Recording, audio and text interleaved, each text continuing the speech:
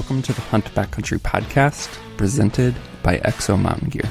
This podcast and the gear that we produce at Exo Mountain Gear share the same purpose: to make you a more capable, confident, and successful backcountry hunter. This show is all about providing you with valuable information from experienced hunters. To learn more about the podcast or about our backcountry hunting packs, visit exomountaingear.com.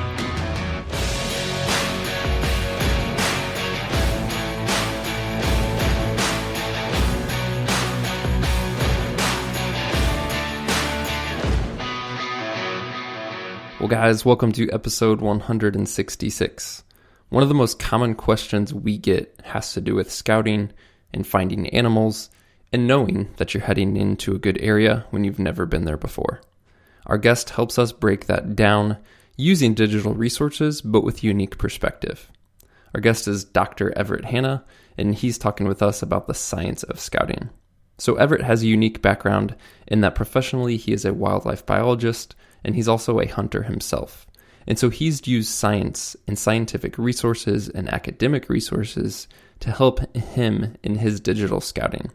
So everyday guys like myself, not a scientist, not in academics, he's going to help us understand how we can use some of those resources, such as research papers, abstracts, and more, to help with our scouting. So we can pair this information with OnX maps. We can look at the research that's been done in the field and use that data to help us be more successful in our hunts. And we're going to break all of that down for you in this episode. If you want to get in contact with Everett Hanna, you can catch him on Instagram at Dr. Wildlife Bio. Before we get into that, I want to remind you guys about the Tight Spot and Ripcord giveaway for this month, March of 2019. Just go to exomountaingear.com/podcast. You'll see the giveaway link there where you can enter to win a Tight Spot quiver of your choice and also a Ripcord arrow rest of your choice. Finally, thanks to Brandon Gregory for the iTunes review. Guys, we always love hearing your feedback, whether that's a review or an email to us directly, and we thank you guys for doing that. So Brandon, send us your shipping information. We want to send you some Exo Mountain Gear and Hunt Backcountry podcast swag. Listeners, if you want to get in touch with us, you can leave that review. We'll check those out. Or you can just always email us directly to podcast@exomountaingear.com. Thanks as always for tuning in. Let's get into this conversation on the science of scouting with Dr. Everett Hanna.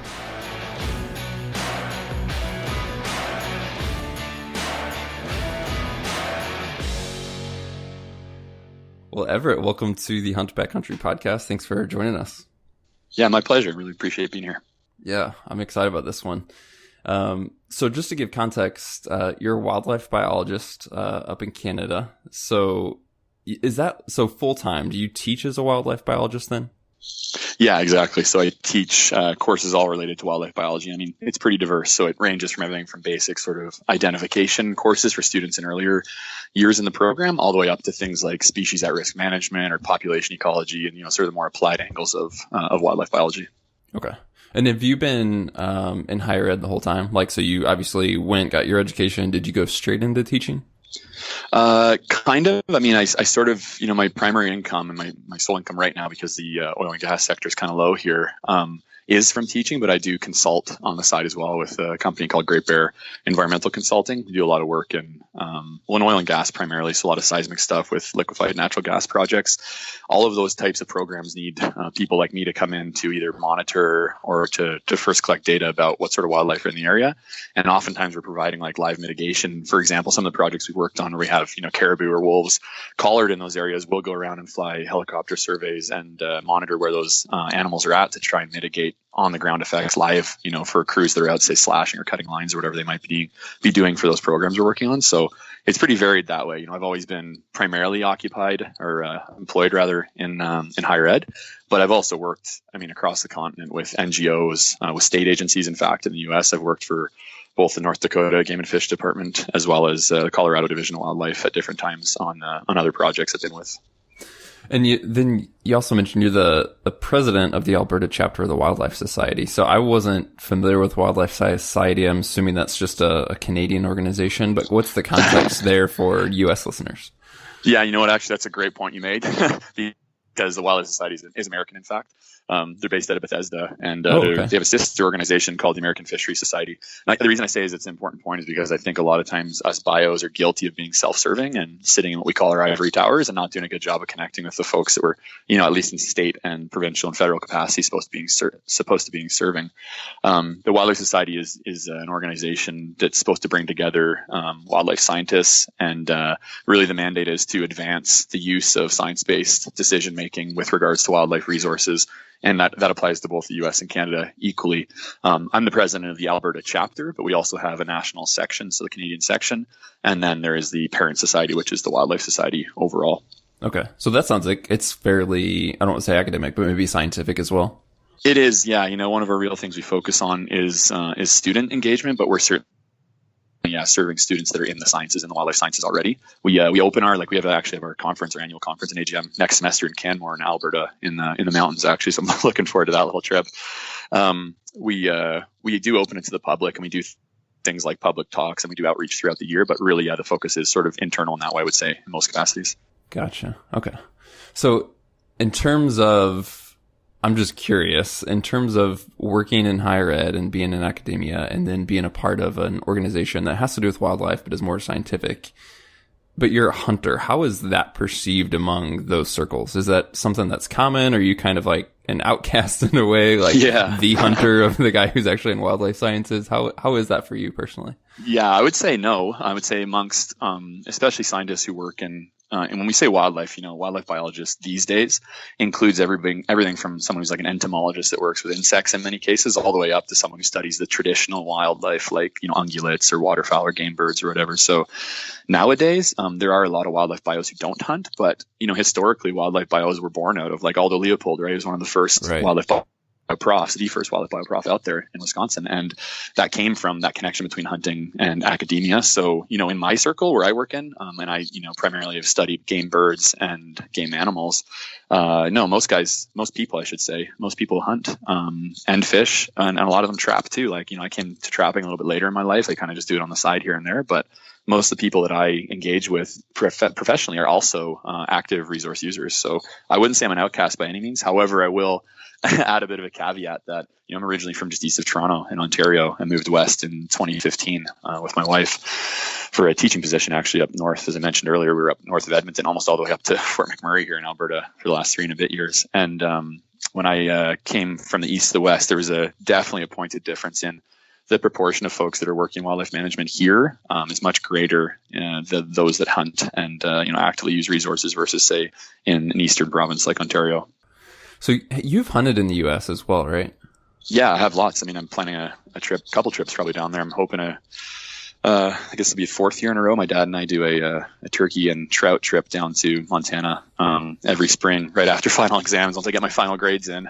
One of the downsides of working in this field is that you can't get a lot of solid pieces of time off once the semesters start up, in particular, into September for elk.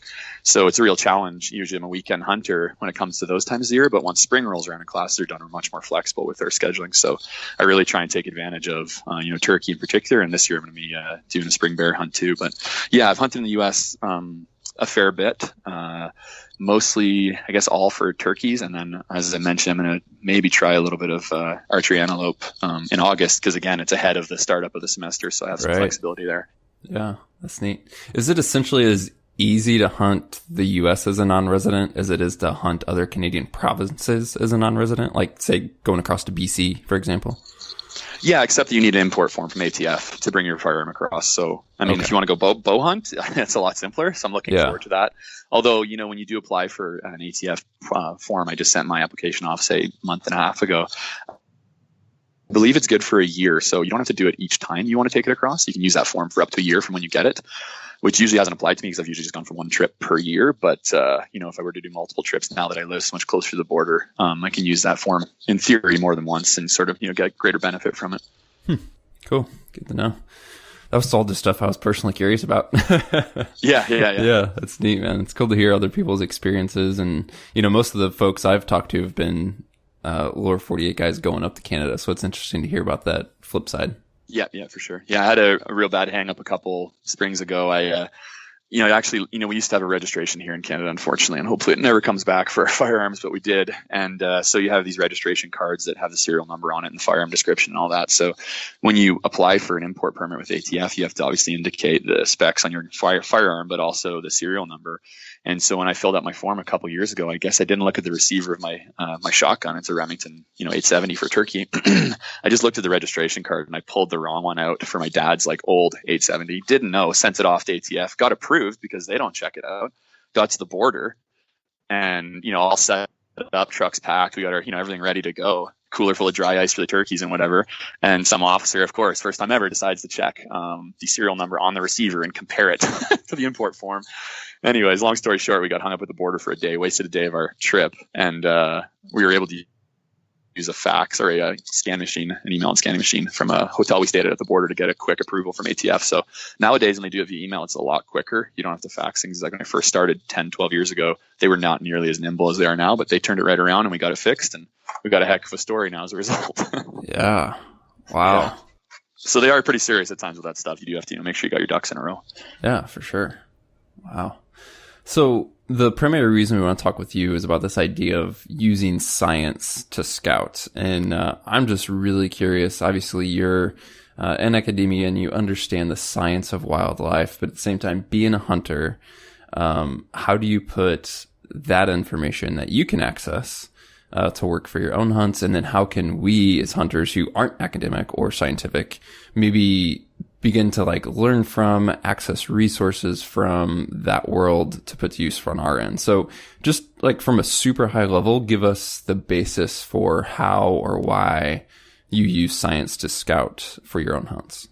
Yeah, for sure. So it starts from, I think, whenever you want to go, especially if you want to go somewhere new or target a new species or even a new population of a species in a new area or whatever it might be, the question you always want to know is, where are those animals at? Where are they going? What are they doing? And I think, I know myself personally being out there, I have an anecdote in my head all the time. I'm like, I wonder what they're doing right now. I wonder where they are. I wonder why they did that. If I asked you any number of questions about things you've experienced in the field, you might have some ideas about why they're doing what they're doing, but it's really just based on anecdote. And that's fine. Hunters and farmers, probably the two alike, are some of the most anecdotally rich cultures there are out there.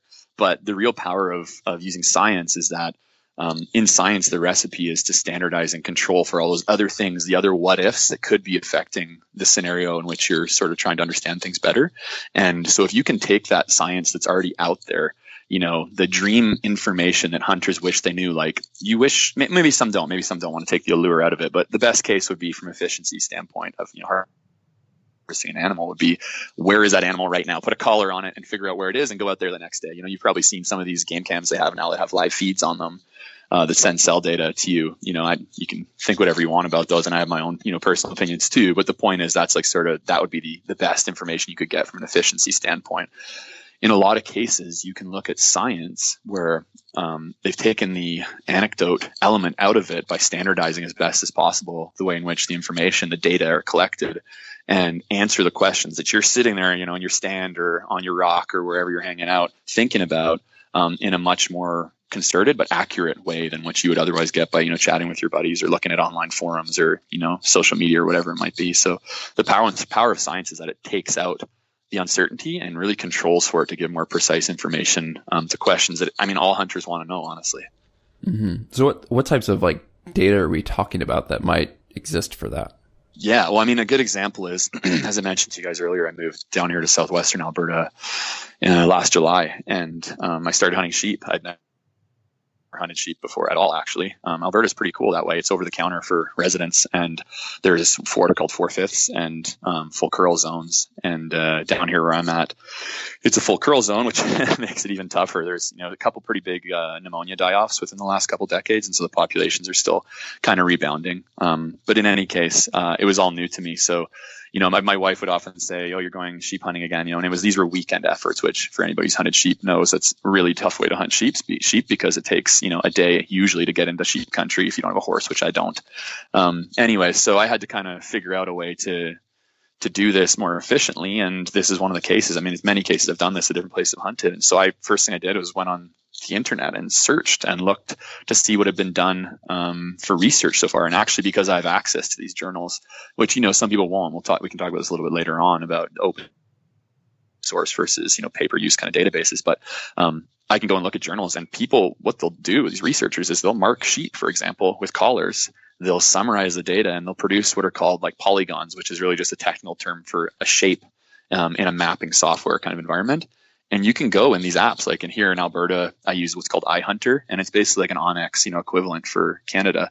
I have like public lands layers and all that kind of stuff on there, and I can go in the pro version and I can draw polygons, shapes again, to keep it non-technical, that match exactly the ones that are in these articles. So I can go and look at that spot when I go into the field by using my phone as a GPS, which I do, and scout the spots where sheep are known to have been using as a starting point, as opposed to just going out there and walking around blindly, essentially, which can be fun too. But I think my thought is always, I don't need somebody to point me to the animal, just point me to where there's a potential of an animal being, and I feel like this kind of helps you doing that. So it's kind of defining their like home range or some sort of seasonal range at a time of year, if you will. Absolutely. And yeah, if you're dealing with things like, we have some migratory and some non-migratory populations of elk here in southwestern Alberta, kind of similar to what you'd see in northern Montana, northern western Montana. Migratory corridors are really key too. Like our elk are coming down out of the high country right around rut, and you want to know where they're going and when they're going through there, especially if you're going out hunting during the time when they're primarily moving, because that's when it's especially difficult to run into them. And these types of studies are out there. There's all sorts of studies describing their movements in a real basic sort of descriptive sense like that, with these shape features I mentioned earlier, the polygons, but also just in terms of like habitat selection, which is a really important part of the equation. If you search something, and I pulled up some tabs here on my got my computer in front of me for us to chat about, and I searched elk habitat use Idaho, and there's a number of hits that come up just in regular Google. The first one says elk habitat use relative to forest succession in Idaho. This is an article from 1983, and I went and looked at it. This is one you'd have to pay to get at, actually, but obviously I have access to it. But in each article, when they come up, they give you an abstract too, and in that abstract, it's just like an executive summary. It says like where elk are going and what they're doing. Like one of the statements from it. Elk preferred to rest in areas over 400 meters from traveled roads in all seasons. Home ranges contain more foraging area, 35 versus 20%, and less thermal and hiding cover than present in the study area overall. In autumn, elk shifted to pull timber communities on mesic slopes. So right there, you've got 3 big pieces of information for where you're going to go. Guess what? Don't drive up and down the roads, which I don't do anyways. Maybe some people do, but get 400 meters at least away from a road. Go look in mesic slopes in particular with these pole timber communities, that type of forest if you're trying to find elk. What is mesic slopes? That's just a type of soil formation, basically. I mean, I'm not a soil scientist, but yeah. Okay. So it's like a geology type. You got her, yeah. Okay, gotcha. Yeah, but don't quote me on that. That's what I believe. Right. Okay. Yeah. So even as somewhat as a wildlife science guy, sometimes you have to do interpretation. Right? Oh yeah. I just go Google mesic to make sure I knew what I was talking about. Gotcha. Yeah. But anyways, those are some examples. So like beyond just looking at physical, maps or whatever, which again aren't usually available in the abstracts in articles you have to pay to access. So you can look at these abstract things and actually get text descriptions of what they're doing. And this one in particular, goes through their seasonal progression of habitat selection, whether you're going out in the spring, the summer, or the fall. Another one, I found was elk habitat selection on the Clearwater National Forest in Idaho. I was just focusing on, to keep it exo-local, or at least American that way because of the audience. I looked at elk habitat selection in Idaho, and there's tons of articles that just describe everything they're doing. This one gets into the difference between what cows versus bulls less than 2 years and bulls greater than 2 years were doing, and what kind of habitats they're using in fall. So like this is public, what I'm looking at right now. Anybody can search this for free and learn about what those different demographics within an elk population, potentially in the spot you want to hunt, are doing according to science. So I'm familiar, having hunted Colorado quite a few years. They actually, I think, do a pretty good job at least showing you some data. I'm not sure how up to date it is, but for example, you can go through their resources. You can see like migratory patterns, which you mentioned. You can see summer range, and then I think what they call summer concentration areas, which are, I would presume, just a more, higher density concentration of the overall range. Right. And they just publish that as part of their resources. Do you think, and I'm not saying that you're familiar with all what goes into that specifically, but say a state like Colorado publishes those resources, is that a good place to start? Do you think you can further like refine that by then going to like scientific or other resources that you've mentioned, like journals and summaries? Or would you just rely, like for Colorado, if they show, okay, that's a summer concentration area, good enough type thing? Yeah, well, what I do is it's sort of multi-pronged, and I'm actually doing this year for my dad and I are trying to check out a new spot. I have a river jet boat, and we're trying to do turkey hunting from the river jet boat this year along the Missouri and Montana. So, I have to start from scratch this year versus the last 3 or 4 we've been kind of going to the same spot over and over. I always have a few different ways to do things. I look at the science through the literature I sort of described. I always call bios in the areas, and you guys down in the U.S., your state agencies do a heck of a lot better job than a lot of our provincial entities up here. Those state bios are super keen to talk to people who want to go hunt about where things are. I mean, I chatted with a guy out of Malta, Wildlife Bio there just the other day about his experience in this area with floating and looking and what he'd seen, turkey wise. And we chatted for 20 minutes about, birds in the area. And he was super helpful. So I put that together with, published state agency stuff, such as you mentioned in Colorado. And another really important tool to use, and this is just a general scouting tip that I do for going into new areas, I always call local tackle and hunting shops and talk to guys. And especially, people are pretty tight-lipped when it comes to elk spots, for example. With turkeys in the West, you guys probably know this, not a lot of people chase turkeys, even though they're like the spring elk. For whatever reason, a lot of people don't like to chase turkeys. I don't know why. And so people are quite happy to disclose information usually. And, I put all of that together. So not necessarily relying on just one categorically. And I certainly wouldn't discount, the state agency summary like what you mentioned in Colorado. What types of questions, whether it's a bio or kind of calling it local shop, as you mentioned, what type of questions are you going into that conversation with?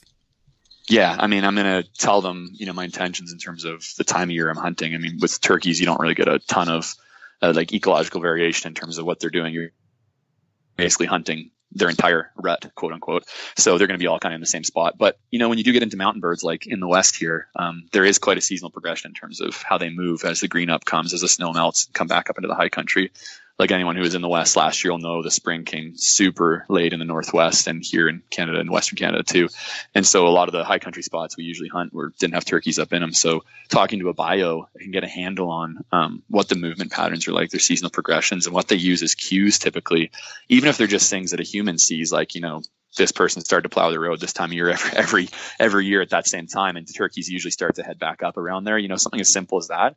Those can be useful information for me when I go into the field to look and say, okay, where are the turkeys likely at that point? Because it's all about, predicting their behavior, given that you don't really know what they're doing. And I'd say it's really all about habitat use for me, with turkeys at least anyways. With something like elk or sheep for that matter, you got to start thinking about demographic differences. So there's age specific and especially sex specific differences, which anyone who hunts sheep knows full well. That's why most of our seasons don't coincide with the rut, because the rams become super susceptible to harvest during the rut. Pre-rut, they're often their bachelor bands, and they're totally different habitat than ewes and lambs might be in. And same with bulls and cows when it comes to elk.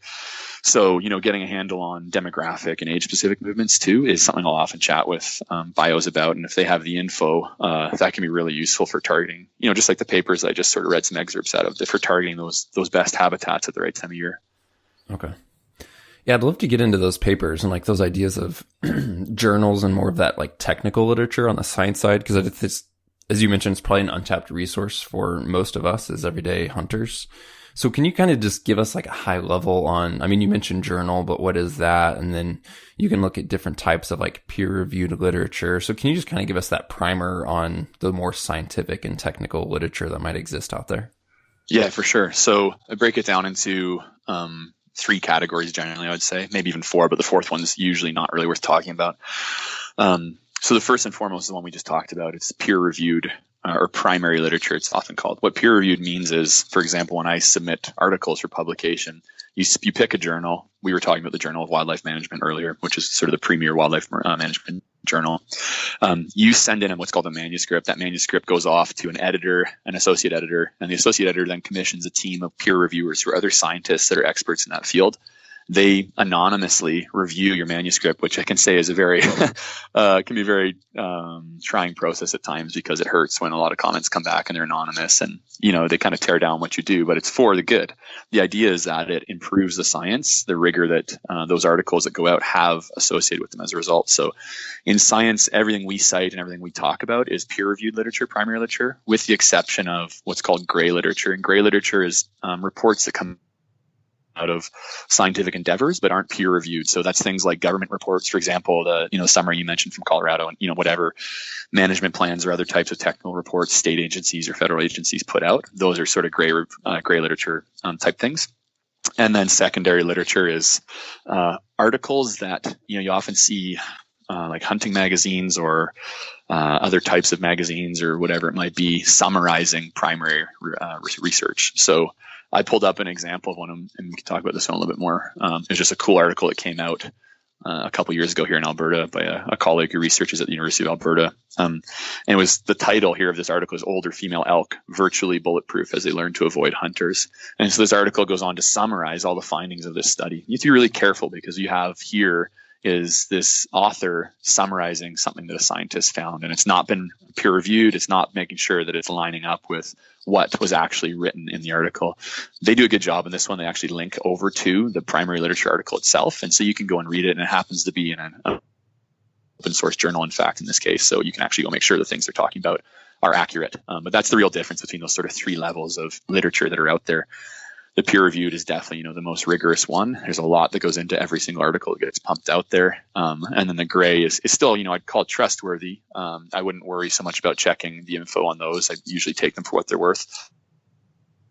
And then the secondary literature, I always make sure I go and look closer when I'm reading that kind of information. Take a look at, as a scientist especially, I go look at the information they're citing and make sure it's actually what was found in that paper.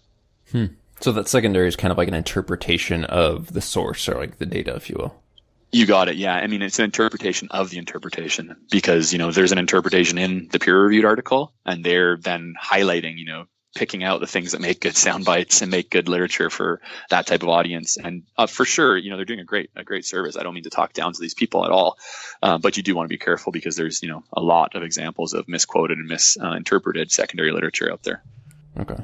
So can you give us an idea of how a regular guy, Steve and myself, who aren't scientists, and our listeners can begin to tap into some of this stuff? So I actually worked in higher ed previously, just as staff, not as faculty. So I'm somewhat familiar with there's, pay-per-use databases and licensing and all that scientific, databases essentially.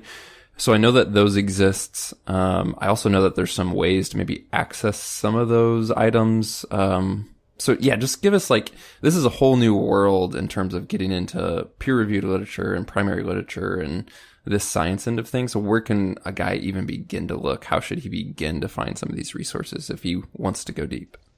Yeah, for sure. So if a guy or a gal is wanting to look into this kind of information, there are those pay-for-use databases out there. I mean, I'm not recommending you go and subscribe to them. They're quite expensive. I have the luxury, of course, of having those through institutions I teach at, so I can access them, both through my alma mater institutions where I did my degrees, as well as where I'm teaching at currently. Some of them are open source, though, and those are great. And there's more and more of a movement towards open source journals these days, and even some high caliber ones are open source. So first and foremost, I think, assuming you're not using a pay-for-use database, Google is the best place to stop or start. So I go on Google, type in the species, the area, and whatever it is I'm interested in. So, to go back to my early example, it was elk habitat use, Idaho. Maybe you want to type autumn or fall to get, a seasonality, but maybe not, keep it broad kind of thing. That's going to give you a ton of information, but you're going to get also a mixture of both primary, gray, and secondary. And oftentimes, unless you write something really technical, you'll actually get a lot more secondary hits than anything, just because the literature that's out there, is overwhelmingly secondary literature on the internet. One trick you can do is use this thing that some people might not know about called Google Scholar, which is, again, a free service. So if you just go to, I think it's scholar.google.com or .ca here in Canada, and hit enter, go to that website, it pulls up a new search bar. And what it's doing then is actually searching in the scholarly literature, which is essentially the gray and peer reviewed minus the secondary, and allows you to refine your results as a result too. You can also get a little more fine tooth resolution in terms of the years of the articles you're searching, when they're published, for example, where they're published, keywords, a little more sort of like fine tooth sifting of the information that way. But really, just going to Google Scholar generally is a great place to start. When you do search like Google Scholar, I'm just on the page here now, and I did already search this out ahead of us chatting here. I just typed in elk habitat use Idaho again. It provides you with links to each of these articles that are related to what we're looking at. So again, I got those two ones that I mentioned earlier that I got from just regular Google as my first two hits, because they're they have the most relevancy. They have Idaho elk habitat use throughout them. You know how the general search works on those terms, kind of thing. But then there's a whole list of other articles below this, like visibility bias during aerial surveys of elk in north central Idaho. That's not really pertinent, I don't think, to scouting for hunting per se. That sounds like more of a technical review of how we do aerial surveys for population estimation. But there's lots of other examples here that talk about various pieces of elk mortality, habitat use, etc. So once you search in there, you get articles that are hopefully relevant to what you're doing. A lot of them on the right side, there's a column that usually comes up and will actually give you, if there's a full text version for free online, they'll usually give you a direct link to the PDF. And that's the best case scenario. When you get a PDF, you can go in, you're not just stuck looking at the abstract, that executive summary at the start of the paper, you can see the figures, you can see the maps, you can see the actual data, which is the most useful part oftentimes for our approach here we're talking about. And that kind of saves you having to go, roundabout and try and find it in another way. If you get articles that don't have that link, you can just click on their title like you would, for any website you might come across.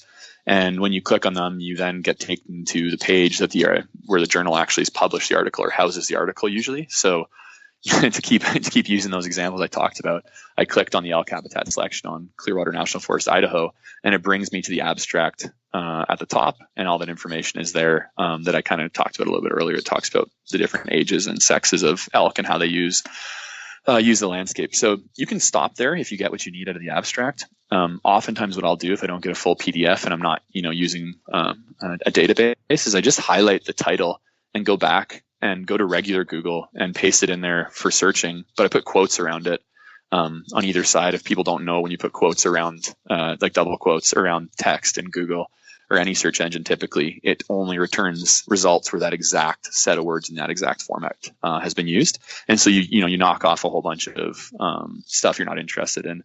And so when you do that, you'll get sometimes other places have published that same article, not directly through the journal. Like it's linked to the original journal article. The article is only published in one place technically, but it'll sometimes be posted, I guess is the best word, somewhere else as a full PDF. And you can actually get that information that you want from the rest of the article by going and searching somewhere else in that way.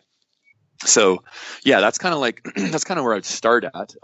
If you don't get what you're after when you're searching in that way, you can go and target specific journals. So two really good ones. The first and foremost is Journal of Fish and Wildlife Management. That's a journal I've published in a couple times on research I've done on sandhill cranes in eastern North America, and it's open source and it's administered by the U.S. Fish and Wildlife Service actually. So you can just go and click on any article in the Journal of Fish and Wildlife Management and see the whole thing. You don't have to go that roundabout way that I just described for if you're looking, say, at Journal of Wildlife Management.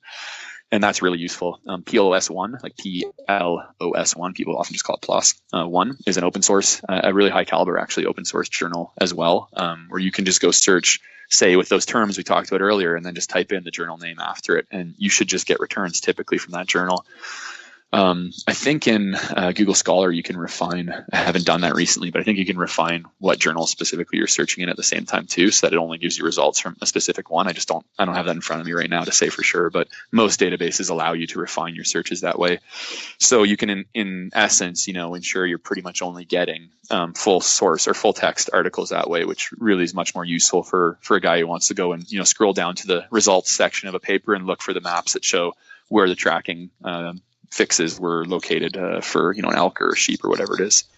So if a guy's interested in narrowing down a focus, like into a region of a state, most hunters are obviously thinking of like a unit or a hunting zone, but those areas won't necessarily line up with how that technical data is presented, right? So how can they say, I don't want to just learn about, elk habitat in Idaho in general, but I want to narrow down this specific area? What are some tips on maybe they know what zone or region or unit they want to hunt? How can they find some literature more associated with that area? Should they search by like you mentioned Clearwater Forest earlier, like what types of ways can they narrow that down if this data doesn't obviously refer to hunting units or zones?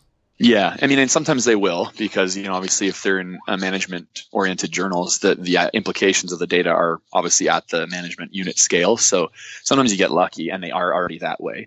If they're not, I think what you suggested is the way I would do it. I would type in to my search what it is, the area I'm looking for, and don't get too specific, like, Old Bill's Farm or something like that. That's not going to come up in an article. But if you look at, if you look more specifically than just the state, for example, whether it's the national forest level or whether it's a county level, or oftentimes when the research like this is conducted, it's the interpretation is applied to sort of like we call an ecosystem level. So if you're looking at, say, mixed pine forest in Montana, well, usually the results will be from or applied to that entire sort of ecosystem in that way. So you could kind of consider where you're hunting, if it's like, grasslands, or if it's the foothills, or if it's the mountains, or, if you're in the interior, whatever it might be, and add that in to get a little more resolution. At the end of the day, you can't help it if someone hasn't studied in the area specifically you're trying to go to. Well, the next best thing you're going to do is look at comparable data, from somewhere else. So, for example, I said I'm trying to hunt turkeys along the Missouri. I don't need to find the turkey that I'm going to hunt and what it did last year. It can be turkeys that were in that area, or it can be turkeys that were in a comparable area somewhere else along the Missouri, or maybe some other river, like the Milk River a little further north, that can give me still that insight to the ecology in that spot that I can then take and apply. So, in the tracking data context that I mentioned to start off with, that's the best case scenario, when you can get polygons that line up exactly with where you want to go hunt, or at least roughly where you want to go hunt. I guess the other side that I would sort of offer is that instead of picking a spot to go hunt, why not go where the literature tells you, which is what I kind of did with sheep scouting. I have lots of places, it's all public land along the eastern slopes here in Alberta for the most part. I have tons of places I could go hunt just because, I landed my finger there on a map, or I know somebody, has gone there before. But if I really want to use this information we're talking about, then it makes a lot more sense to take a look at the literature first and say, hey, there's good info for this spot. Why don't I go explore there? Yeah. Great point. Just some helpful tips if guys, they go this route, they start looking at journals, but maybe they just get overwhelmed by understanding the technical language and jargon and things like that. I mean, do you have any recommendations other than just firing up Google and trying to figure out what the heck this actually means in plain Jane English? Yeah. I mean, not necessarily, to move away from the starting point we discussed of using Google, but I think, practice makes perfect. So I would say first and foremost, like, even for someone like me, take some solace in the fact that I still have a hard time at times. I think all scientists do, when it's something that's, your discipline, it's someone else's writing, and scientific writing is super dense by nature. It's supposed to be succinct, right? So as much of the fluff removed as possible. In one sentence, you could be saying, three important things as it relates to what you're looking at, and they could all be related, but somewhat separate topics or items at least. And so have some faith that you'll get better at it if you practice a little bit, and know that even for, people who are well seasoned, it still is a challenge at times to take dense reading and make sense of it. In terms of practical solutions, aside from that sort of, reassurance, is just to break out the words in a sentence or in a part of a concept that you're looking at, and just search them in Google generally. That's what I do. Even, like I said, we were talking about mesic soils earlier, and I honestly don't know that off the top of my head. I was freeballing a little bit there, but I'm pretty sure I got it right. But if I don't know for sure, I just pop those terms out and throw them into a general Google search, and it'll explain to you. There's so much information on the internet now. It'll explain to you what that word means and what they're talking about in that context, and you can, piece it together. It takes a little bit of work, but I know for me, that's, a lot of the fun of the game. A lot of times guys get drawn away from, the actual part of the hunt that involves figuring out where to go and what animals are doing. They just want to get out there and, get after something. But for me, that's kind of, all part and parcel, part of the challenge. So I would say just break it down as best you can, into pieces, and then, use something just like Google, that's what you're going to have access to at home, and see what's out there for interpreting that information. Let's talk a little bit more about how you put all this information to use in the field. So things like you mentioned, you have these polygons, you have these areas. You mentioned iHunter or something like Onyx. So when you have like polygon data or spatial data, are you like specifically using some sort of like KML file, like actually using a data file? Or are you just basically looking at their map, pulling up your map and drawing your own, sort of areas? Like get into some of your process, I would say, of taking data that we've talked about and then putting that into practice. Yeah. So the latter, luckily, because explaining the process of, importing KML data gets a little more complicated. Not to say that's over, everybody's head who's listening, but it's just easier not to get into the weeds too much. That is an option. But for me, in terms of, the precision with which I need when I'm in the field, it's simple as taking my app, whichever one I'm using, whether I'm in the US or in Canada, and pulling up an article if I have, say, spatial data, and roughly tracing that line, getting into a close enough scale that I'm making sure the line's roughly in the right spot. But it's not like at the end of the day I'm going to go out there and, if I'm on one side of my line according to my GPS versus the other, I'm going to say this is good and this is bad. It's a continuum, right? So as long as I got a rough sort of spot as to where those data were collected from, then I'm good to go. A big part of it is going out into the field and what I call ground truthing the data. So, at the end of the day, we're just starting the scouting process with this sort of approach. The scouting really happens with, if you use cameras, for example, getting out there and putting cameras out to truth the data, but also just going out there and walking around. So with sheep hunting, for example, a lot of my time was going out and visiting these sites. And actually, some of these data were 15 years old. So, who knows what's changed since then in terms of habitat quality as a result of disturbance or, whatever. And so a lot of my time was more scouting than hunting. And a lot of that involved first figuring out where to go. But then when I got out there, all I do when I'm walking around is I'm dropping waypoints everywhere. Every time I see tracks, every time I see scat, every time I see a bed up on a talus slope, I'm putting down waypoints that say, there's sheep here. You can sometimes distinguish ram from ewe tracks if you get a good print, but it's pretty darn hard. So usually it's just a general sort of, there's sheep here, there aren't sheep here. And another layer of complexity there, as I kind of touched on earlier, is, the rams and the ewes aren't hanging out at the same time or the same place rather in September and October. So that's kind of challenging, but nonetheless, I'm still looking for spots where sheep are. And then, when I'm back from the field or even in the tent at night, I'll take a look at my data I've collected and start to kind of look at the landscape. I use satellite imagery as my layer. I think most guys probably do that too. And I look at what the habitat is underneath. What's the connection to the other pieces around it? Something we often talk about when we're studying wildlife is to try, and it sounds kind of silly, but like to try and put yourself in that wildlife's eyes. What is it looking at? What's the scale at which it's interpreting its environment? Is a mountain 6 peaks away important to a sheep on this peak you're on? Or is it more about the composition of meadows and slopes and proximity to cliffs on that one slope that you're looking at or that hanging valley that you're in?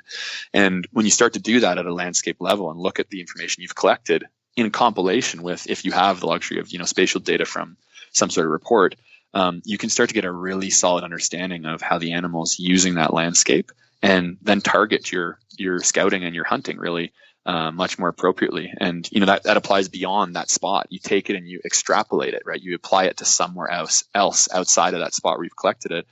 And that's really the best way to improve your efficiency, really your ability as a scouter and as a hunter when you're going to new spots and trying to find new places that, someone else might not look at. You might start seeing patterns on satellite imagery that are just not present to your eye before until you start looking and you condition it to the features where you've collected data from, but also where other people have tracked animals or at least describe the type of habitat they like to use. So that's one way to use those types of data in the field. If you have the spatial stuff, you can do the same thing, remove the part of the equation where you have an existing data set of where these animals went according to tracking data. Say you just have like what we talked about in those abstracts where it says they like this kind of forest, they like this kind of habitat. You can go in most places online and find maps of sort of broad ecological regions or ecozones within a state or a province that show, where the various forest compositions transition as you go up, say, an altitudinal gradient, or if you move latitudinally up north and south in a state or province. And you can roughly draw those lines into your app very easily And then you can apply what you found in an article that talks about that specific part and says, hey, here's all the spots in northwestern Montana or northern Idaho where there's a good mix of Douglas fir and whatever else, cedar or something like that this article says elk are using during the rut, and especially older bulls are targeting these types of habitats. And then it can be as simple as going out there and, investing more time proportionally in those spots, because, to the average person, they know there's elk here and they've heard there's elk here and maybe they've shot an elk here, but they don't have that level of resolution that says there's an elk here because. And you have that advantage if you can use it in that way, to apply it to studying things like, seasonality with migratory species like elk is really important, but also disturbance effects. I don't know if you remember that one paper we talked about earlier on. It said 400 meters was a minimum threshold for how close elk were hanging out around roads. So you can scratch out you can buffer all of the roads that have usage with 400 meters on either side for places that are likely to hold elk. Do elk go there? Yeah, of course. Do they cross the roads? Yeah, everybody knows that. But for the most part, they're not hanging out in those places. You can target specific food patches that are really important for the animals at given times of year. And you can put those in there as, maybe guys in the East think of like food plots that have been put down. You can think of it in the West of finding natural food plots in the same way that are, disproportionately important to this animal at this time of year, and use that as a spot to target. With elk, especially once hunting starts up, and especially gun hunting, depending what jurisdiction you're in, elk, as everybody knows who's hunted them, become super nocturnal and super sneaky. They love to go into cover, and that can become a really important piece of the equation too. So pieces of habitat that are otherwise super attractive, like a big patch of food that's planted with like a pivot irrigation or something, in an otherwise dry canyon, can become totally unattractive to an elk as a result of disturbance. So if it's within 400 meters of a road or whatever, even though it looks good, that thing relative to an elk is not that accessible to them. So when you start putting them all together, you're basically doing what we do when we study wildlife habitat use and selection. You're looking at the composite, landscape as an animal would see it, and sort of distilling those most important things that they're focusing on. So another one for me, it hasn't been super pertinent. It was kind of important when I hunted down in turkeys down in southwestern Colorado, where it can get pretty dry. I was down near like Pagosa Springs and almost over to Durango. And in those areas, yeah, you want to make sure there's water around too. If you're hunting arid environments, which anyone who knows who's hunted the Southwest US is really important. That's another feature that you'll want to add into your sort of search criteria when you're looking at the landscape and pairing it up with whatever you collect in the field, and also whatever you sort of read from the literature, so that at the end of the day you're going to have a map. And if you look at my my iHunter interface for down here in southwestern Alberta, it's really busy, but I know what all the waypoints are and polygons are that I've drawn, and each of them I put a very descriptive text blurb in with them that says I found this from this article or from this spot or in this day. I'll take a picture, if I find a track, I take a picture of it and I save it with each of those waypoints. So I have this catalog of habitat use, and I'm basically doing science. It's pseudoscience this way while I'm in the field at the same time, collecting those data and then comparing them back to what the literature says or what other people are saying. If I talk to biologists or gun store owners or whatever it might be. Yeah, I was going to ask. So, one thing I've noticed over the years of using OnX a lot in the field for doing exactly what you described, like not necessarily every instance, but in most cases documenting sign at some level, right? Whether that's tracks or scat or what have you. But really, I've realized that that's helpful in the field, and it's helpful when I review it maybe in the tent that night. But I've wondered what's the best way for me to make that information useful when I look at it a year or 2 years later. And basically I was, as you've talked about the science of it, I'm almost thinking I need to make my own abstract essentially of all this data that I've collected. And I'm just curious you touched on it, right? You're adding photos, you're adding descriptions, there's some date data there. But outside of that within the app, are you doing anything to sort of those conclusions you're making from maybe even your own personal data points? Are you documenting that or writing that down in any other method? No, I wouldn't say I'm doing it in any sort of like a concerted fashion. I'm certainly always pulling it all together, but I'd say it's all adaptive. Every year I look back at the year before and pull on that, what I found the year before, or the week before, whatever it might be. And it just keeps building and building and building. So I wouldn't say I'm doing any sort of a formal sort of summary, which might not be a bad idea to, really pull it all together, but that's just not something I've been doing. Gotcha. Yeah. I've just, there's an area I hunted that I have a decent amount of data on that, I know it's going to be 4 or 5 years between hunts. And I'm thinking this made so much sense in context when I was there, but in 4 or 5 years, is it going to make sense, when I come back to it? So been thinking on, how to take all of that data that in real time begin to make sense and make sure that I can understand it later, essentially. Yeah, and you kind of, indirectly hit on an important point that I might have overlooked a little bit. I talked about disturbance effects with regards to, human disturbance, but another really big one especially for Western hunters is wildfire. Wildfire drives succession in forests, and we often think of it as a bad thing, and we try and suppress wildfires, and rightfully so when they, threaten people's property or livelihoods. But as far as the wild systems go, those are the natural disturbances that occur, and elk, as well as all their ungulates. Most people already know this. They respond quite proximally to those changes because the primary productivity, in particular the forage quality, goes up like crazy when a forest burns down and the canopy is all interrupted. So, yeah, I know most people know, go somewhere after there's been a fire because it's usually better. But you can, again, go and look at literature that tells you what the successional stages are. And successional stages are just sort of the age categories as a forest regenerates, or any, type of system regenerates after a disturbance. And you can actually get a handle on, okay, this forest fire burned in 2018. This paper says that elk like 2-year-old fires or 3-year-old fires. I'm going to go hit that as a spot the next year or 2 years later, because that's probably a place that elk are going to be targeting as a result. So that element too for disturbance is really important to consider, and especially in the West where, we have large scale wildfires many times, and especially in bad seasons, you get a lot of disturbance that can really open up spots that otherwise, weren't that good because they're a mature forest that just didn't have a ton of forage. Yeah. So on the fires, that's a great point. Do you have any personal feelings on that? Because that's something I've wondered about in terms of when elk tend to prefer to come back to the area after the fire. Is it a year following, 3 years following? Do you think can you make a conclusion about that? Or do you think it kind of just depends on other factors and might differ in different scenarios? Yeah. Well, you might guess what I would do. I would consult the literature. Yeah. I just typed in elk habitat use fire response, and one of the first articles says sex-specific responses of North American elk to habitat manipulation.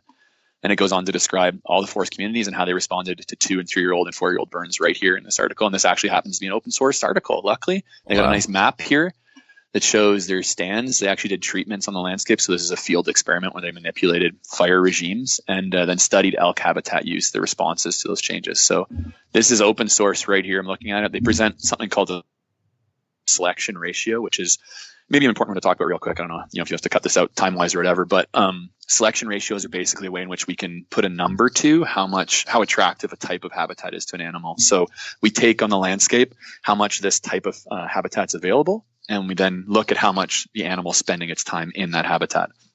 If it spends its time in that habitat, proportionally more than that habitat's available on the landscape, that's called a positive selection, where they're actually targeting that type of thing. And if they are selecting it at less than it's available, they're avoiding it. And so we can then use this relatively simple statistic. I mean, there's more complex versions of it, but that's its basic form. And then determine, how much an elk actually wants to go to this or that type of patch of habitat. And this paper here I'm looking at, it's a 2009 paper, does exactly that. They present selection ratios for their control treatments where they didn't burn, and then compare them to burn 2, like a 2-year burn, a 3-year burn, a 4-year burn, and a 5-year burn, both for male and female elk. So your answer is right here. I don't have it in the top of my head, but the answer to the question is right here on my computer screen. That's a perfect example of Yeah, that's a perfect example. Was that through Google Scholar that you found that? No, regular Google. I typed in elk habitat use fire response, and the first hit is this article. From R.A. Long, 2009. Wow. Yeah, so it's out there. Super interesting. That's awesome. What I'm saying. Wow. Just to wrap up, man, there's so much in here that I know guys will digest and come back to and put into practice for sure. You've already given us so much information. Just one thing that stood out to me in the conversation, you mentioned briefly food sources. And I'm just curious, do you feel like there's much data on food sources that people can use, maybe species specific or area specific, that, whether it's elk or mule deer or sheep or what have you, like from a scientific perspective, that they can begin to narrow down? Like, yeah, we know green, right? Like we know forage and browse, and we use those terms generically, but to really understand more in depth from the science what, a species might prefer in a certain area, for example.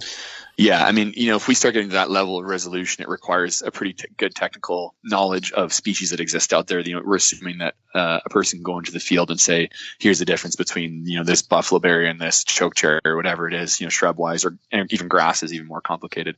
So, I would say that, yes, the information's out there.